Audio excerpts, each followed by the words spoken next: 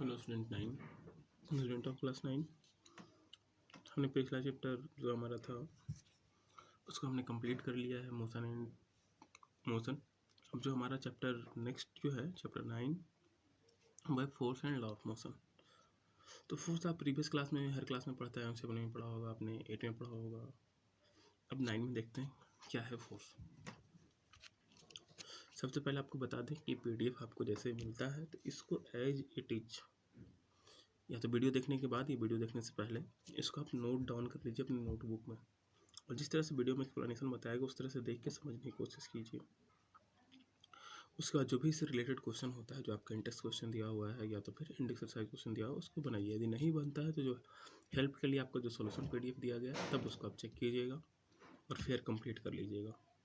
इसके पहले का जो चैप्टर था चैप्टर 8, इसका भी PDF NCERT का सॉल्यूशन और भी एग्जाम्पल भी आपको दिए। एग्जाम्पल यदि इच्छा होगा तो बनाइएगा, नहीं तो उसको छोड़ दीजिएगा। लेकिन आपका जो NCERT का जो क्वेश्चन आंसर है, आइदर इंटेक्स क्वेश्चन और solution, all are must be in your notebook. Now we come on the next chapter, force and law of motion. देखिए, फोर्स को यदि डिफाइन करना होता है तो फोर्स में भी define as an influence. Influence मतलब एक होता है कारक, जिसके कारण कोई टास्क होता है, कोई काम कंप्लीट होता है।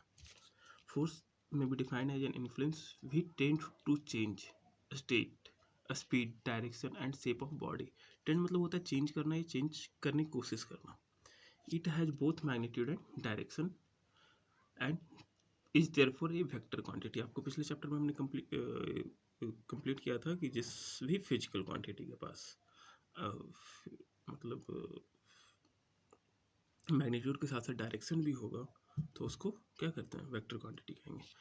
It may also be defined as external agency which changes the speed and direction of body.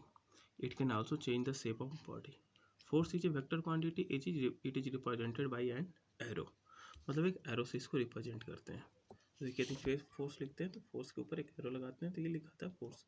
और यदि कोई ऑब्जेक्ट है तो इसको इसके ऊपर ये दिखा रहा है तो ये 20 न्यूटन का आपका फोर्स दिखा रहा है इसके ऊपर। देखिए, सिंपल फोर्स का डेफिनेशन आप कर सकते हैं। Force is an influence which tends to change the state, speed, direction. State का मतलब हो गया कि यदि रेस्ट में है तो मोशन में है तो रेस्ट। स्पीड हो गया मतलब उसका स्पीड यदि 2 मीटर पर सेकंड है तो 4 मीटर पर सेकंड में चेंज कर रहे हैं, 4 है तो 8 मीटर पर सेकंड कर रहे हैं। डायरेक्शन की बात कर ले, यदि किसी आप टर्निंग पॉइंट पे जा रहे हैं तो आपका साइकिल सीधा जा रहा है, आप उसको मोड़ रहे हैं तो आपको उसमें फोर्स लगा के उसका डायरेक्शन चेंज कर सकते हैं। शेप का मतलब यदि आपके पास कोई गीली मिट्टी है उससे आप उसका शेप चेंज करके आपको डिफरेंट शेप एंड साइज को दे सकते हैं। तो ये सब फोर्स के कारण होता है, एक इन्फ्लुएंस है। इस फोर्स के पास मैग्नीट्यूड तो होता है, साथ साथ डायरेक्शन भी होता है। तो फोर्स को हम इसलिए वेक्टर क्वांटिटी कहेंगे। ठीक, और इसको हम एक एरो से रिप्रेजेंट करते हैं। देखिए, फोर्स का यूनिट क्या होगा। SI सिस्टम में हम यूनिट पढ़ते आ रहे हैं तो SI सिस्टम में इसका यूनिट जो होगा वो न्यूटन होगा, और CGS में इसको हम डाइन से रिप्रेजेंट करते हैं। तो CGS इसका डाइन है और आपका जो SI है वो न्यूटन है। अब न्यूटन को कैसे डिफाइन करेंगे, तो देखिए इसको अभी आगे हम पढ़ेंगे कि कैसे इसका मैथमेटिकल फॉर्मूला आता है, लेकिन अभी इसका सिर्फ डेफिनेशन पढ़ेंगे। The force applied is said to be 1 newton if it produce acceleration of 1 metre per second square in a body of mass 1 kg। यदि कोई भी बॉडी हमारा 1 kg का है तो उसमें यदि अब एक्सीलरेशन जो प्रोड्यूस होगा, जो पिछले चैप्टर में पढ़ा है, एक्सीलरेशन मतलब 1 सेकंड में उसका वेलोसिटी इंक्रीज होना चाहिए 1 मीटर पर सेकंड, तो जो हम उस पर फोर्स अप्लाई कर रहे हैं वो हमारा 1 न्यूटन का होगा। मतलब when 1 kg of mass have acceleration 1 meter per second square, then the force acting on that body is equal to the 1 Newton. One dyne को डिफाइन करेंगे तो वन डाइन हमारा क्या है, CGS है। तो जो हमारा kg था वो ग्राम हो जाएगा, 1 मीटर पर सेकंड स्क्वायर था 1 सेंटीमीटर पर सेकंड स्क्वायर हो जाएगा, और ये जो न्यूटन था वो डाइन हो जाएगा। तो हम डाइन को कैसे डिफाइन कर सकते हैं, the force apply said to be 1 dyne if it produces acceleration of 1 centimetre per second square in a body of mass 1 gram. 1 gram के बॉडी में यदि आपका 1 सेंटीमीटर पर सेकंड स्क्वायर का एक्सीलरेशन प्रोड्यूस हो रहा है तो जो फोर्स उस ऑब्जेक्ट पे लगेगा वो 1 डाइन का होगा। हम आते इफेक्ट ऑफ फोर्स। क्या क्या इफेक्ट ऑफ फोर्स क्या क्या हो सकता है। देखिए, तो some common effect of force क्या क्या है। A force may be move a body at a force may move a body which is at rest, कोई बॉडी रेस्ट में उसको आप मूव करवा सकते हैं। This is the example. Force may stop a moving body, वो moving body को रोक सकता है। जैसे आप साइकिल में ब्रेक लगाते हैं, यदि कोई फुटबॉल आ रहा होता है तो उसको आप अपने पैरों से रोकते हैं। तो ये सब आपका क्या एग्जाम्पल है किसी मूविंग बॉडी को रोकने का, किसी मूविंग बॉडी को ये रोक सकता है। A force can change the speed of a body. जब आप साइकिल चला रहे होते हैं तो साइकिल चला रहे होते हैं तो क्या होता है, पैडल जैसे ही आप ज़्यादा फोर्स लगाते हैं तो स्पीड उसका इंक्रीज हो जाता है, ठीक है। तो उसका स्पीड उस बॉडी का चेंज कर सकता है। ये आपका एग्जाम्पल भी दिया हुआ है, इसको भी पढ़ सकते हैं।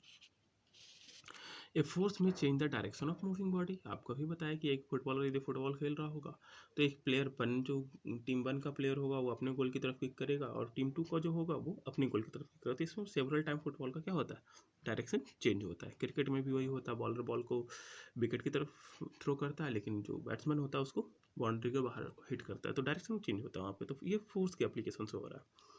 नेक्स्ट जो हमारा है, फोर्स में change the size and shape of the body, जो ऑब्जेक्ट है उसका शेप एंड साइज भी उसका चेंज कर सकता है। जैसे कि यदि हम किसी प्लास्टिक के बोतल को स्क्यूज करते हैं तो उसका शेप एंड साइज क्या हो जाता है, चेंज हो जाता है, ठीक है। तो ये सब आपका इफेक्ट ऑफ फोर्स है। पोजीशन चेंज कर सकता है, रेस्ट में है मोशन में ला सकता है, मोशन में है रेस्ट में ला सकता है, उसमें स्पीड इंक्रीज डिक्रीज हो सकता है, ठीक है। डायरेक्शन चेंज हो सकता है, उसका शेप एंड साइज चेंज हो सकता है। और भी आप कोई भी यदि जो आपको लग रहा है कि नहीं वो एप्लीकेशन ऑफ फोर्स के कारण हो रहा है तो आप उसको एग्जाम्पल में लिख सकते हैं कि these are the effect of force. अब देखिए फोर्स को कितने पार्ट में क्लासिफाइड किया गया है, contact force and non contact force, जो आपने पिछले क्लास में पढ़ रखा है। कॉन्टैक्ट फोर्स में जैसे मस्कुलर फोर्स हमारा आ जाता है, फ्रिक्शनल फोर्स आ जाता है। नॉन कॉन्टैक्ट में मैग्नेटिक फोर्स है, इलेक्ट्रिक फोर्स है, electrostatic force and magnetic force है। देखिए the contact force represent the result of a physical contact between two body. जैसे यदि आप पेन से पेपर पे लिखते हैं तो क्या होता है, एक कॉन्टैक्ट फोर्स लग रहा है, यहाँ पे फ्रिक्शनल फोर्स काम करता है, तब आप लिख पाते हैं। By one by which force is exerted and another by which the force is exert. Example pulling a cool spring, मतलब एक स्प्रिंग है उसको आप खींचते हैं तो वो क्या होता है, मतलब कॉइल जो स्प्रिंग होता है जिसको आप यदि खींचते हैं तो वो क्या हो रहा है, कॉन्टैक्ट फोर्स लगाने के बाद खींचते हैं, किसी कार्ड को आप खींचते हैं तो वहाँ भी आपका क्या हो रहा है, कॉन्टैक्ट फोर्स लग रहा है। फिर आपका जो नॉन कॉन्टैक्ट फोर्स है या कह सकते हैं उसको एक्शन एट डिस्टेंस फोर्स। जैसे कि आपका मैग्नेट से किसी मटेरियल को आपको अट्रैक्ट करना है तो बिना उस मटेरियल को टच किया आप उसको अट्रैक्ट करते हैं और मतलब उसको डिस्प्लेस कर सकते हैं, तो ये आपका नॉन कॉन्टैक्ट फोर्स का एग्जाम्पल हो जाएगा। तो इस ये तो सिंपल आपको पढ़ना था, लेकिन मेन आपको इस पर ध्यान देना है, बैलेंस फोर्स अनबैलेंस फोर्स पे, क्योंकि अनबैलेंस फोर्स ही इस चैप्टर का मेन थीम है। अनबैलेंस फोर्स के कारण ही सारा का सारा आपका लॉ ऑफ मोशन जो होता है वो अनबैलेंस फोर्स के कारण ही है। अब बैलेंस फोर्स क्या होगा, a force said to be balance if the resultant of all forces acting on a body is equal to zero. जितना भी फोर्स उस पर लग रहा है उसका सारा रिजल्टेंट जीरो होगा तो उसको हम बैलेंस फोर्स बोलेंगे। ए body is under the influence of a balance force does not change its position. यदि उस पर सारा का सारा फोर्स जो लग रहा है वो बैलेंस फोर्स होगा तो उसका पोजीशन या स्टेट जो इफेक्ट ऑफ फोर्स है उस पर कभी भी फील नहीं होगा। चाहे जो भी इफेक्ट ऑफ फोर्स आपने पढ़ा है वो इफेक्ट ऑफ फोर्स आप उस पर नहीं देखेंगे जब उस पर बैलेंस फोर्स लग रहा होगा। इट्स पोजीशन इज रेस्ट और uniform motion is appear as if there is no force acting on it. मतलब ऐसा इसको फील होगा कि इस पर कोई फोर्स ही नहीं लग रहा है। जैसे कि एक एग्जाम्पल लेके हम समझते हैं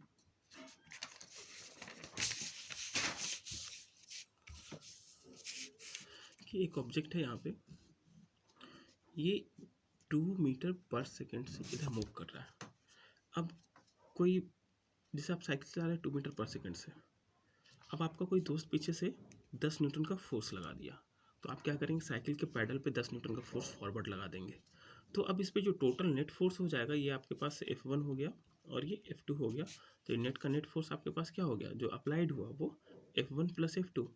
लेकिन आपको क्या बताया था कि डायरेक्शन होता है इसके पास, तो डायरेक्शन यदि एक को पॉजिटिव लेंगे तो हमारा डायरेक्शन में देखिए क्या करना है कि जो आपका पॉजिटिव एक्स एक्सिस की तरफ रहेगा, जो आपका ऑब्जेक्ट है उसका एक सेंटर मान लीजिएगा। सेंटर मानने के बाद सेंटर के पॉजिटिव डायरेक्शन लेना, आपको डायरेक्शन कंसीडर करना है, ऐसा नहीं कि उसका लोकेशन। अभी आपको और भी न्यूमेरिकल बताएंगे। तो इस डायरेक्शन की तरफ रहेगा उसको पॉजिटिव, ये डायरेक्शन रहेगा उसको नेगेटिव, अपवर्ड डायरेक्शन रहेगा उसको पॉजिटिव और डाउनवर्ड डायरेक्शन रहेगा उसको नेगेटिव। हम डायरेक्शन की बात कर रहे हैं, लोकेशन की बात नहीं कर रहे हैं। डायरेक्शन ध्यान रखिएगा। F1 10 न्यूटन, F2 का डायरेक्शन क्या है, इस रेफरेंस पॉइंट से अपोजिट है -10 न्यूटन। तो इस पर जो नेट फोर्स हो गया वो जीरो, मतलब इस पर कोई भी इफेक्ट नहीं आएगा इस फोर्स का, ऑब्जेक्ट 2 मीटर पर सेकंड से मूव करते रहेगा। तो ये आपका बैलेंस फोर्स हो गया। अनबैलेंस फोर्स क्या होगा, देखिए ये आपका एक एग्जांपल है। अनबैलेंस फोर्स क्या होगा, a force is said to be unbalance if the resultant of all forces acting on a body is not equal to zero. जितना भी फोर्स हमारा लग रहा है उसका यदि रिजल्टेंट हमारा जीरो नहीं हो रहा है तो वो हमारा अनबैलेंस फोर्स होगा। A body under the influence of unbalance force changes its position of rest and motion. Under the unbalance force वो आपका पोजिशन अपना स्टेट चेंज कर सकता है, अगर रेस्ट में होगा तो मोशन, मोशन में होगा तो रेस्ट, या अपना मोशन इंक्रीज और डिक्रीज भी कर सकता है स्पीड। इसका एग्जांपल देखिए हम इसको, जैसे यही था हमारा, इसमें अब यदि आपका 10 न्यूटन का फोर्स लगा रहा है और आप 20 न्यूटन का फोर्स लगा दीजिए, तो ये आपका F1 है तो ये 20 हो जाएगा, तो ये आपके पास जो रिजल्टेंट बचेगा वो 10 न्यूटन का आएगा। अब 10 न्यूटन का होगा तो क्या होगा, 10 न्यूटन इसमें एक्सेलेरेशन प्रोड्यूस कर देगा, इधर आपका स्पीड इंक्रीज हो जाएगा, मतलब ये सेट ऑफ अनबैलेंस फोर्स बन गया। अब देखिए इसका कुछ एक दो और एग्जांपल हम लेते हैं बैलेंस और अनबैलेंस का। जैसे कि आपका ऑब्जेक्ट है,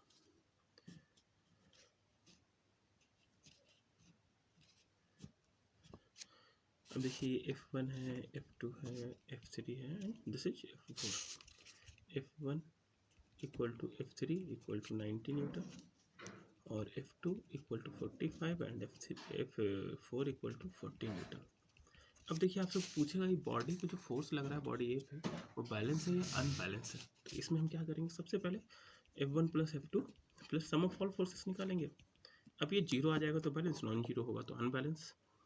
अब F1 का मैग्नीट्यूड तो आपको पता है 90 न्यूटन, लेकिन इसका डायरेक्शन क्या है, तो आपको हम बताए थे इसका एक रेफरेंस पॉइंट मानिएगा और इसका डायरेक्शन लीजिएगा, तो डायरेक्शन क्या है, टुवर्ड्स लेफ्ट, तो ये नेगेटिव में होगा, तो this is minus 90 Newton.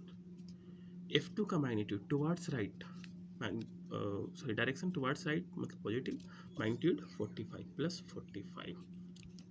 F3 is towards right, magnitude 90, तो राइट है तो ये प्लस हो जाएगा 90 न्यूटन।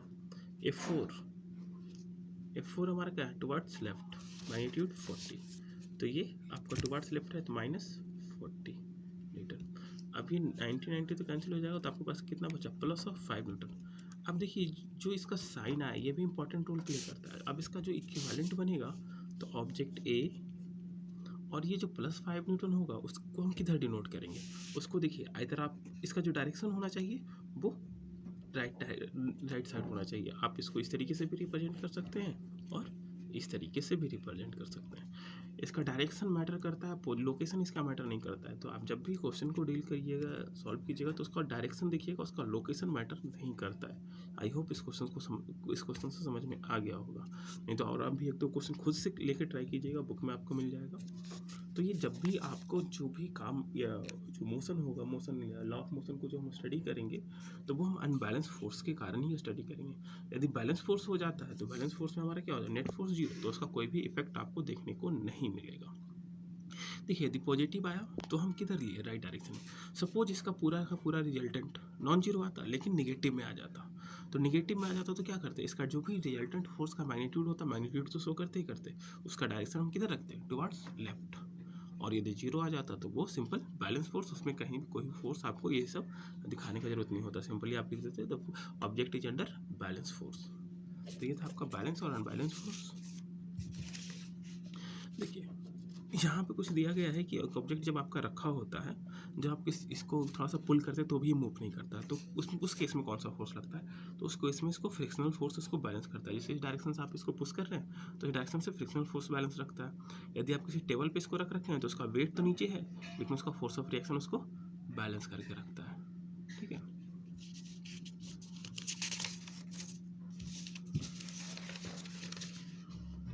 अब नेक्स्ट क्लास में जो न्यूटन्स लॉ ऑफ मोशन है, ये गैलीलियो इनर्शिया है, उसको हम डिस्कस करेंगे और लॉ ऑफ मोशन को डिस्कस करेंगे।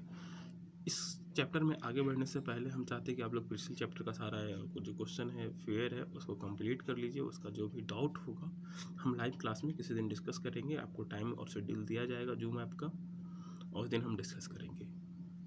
तो फर्दर अभी तो हम NCERT एग्जाम्पलर का पिछले क्लास में हम पिछले संडे को हमने PDF भेजा था, पिछले मंडे को। तो अब हम आपको एक तो उसका सॉल्यूशन भेज देते हैं, उससे आप उसको मैच कर लीजिए और जो डाउट होगा उसको ऑनलाइन डिस्कस करेंगे लाइव क्लास में।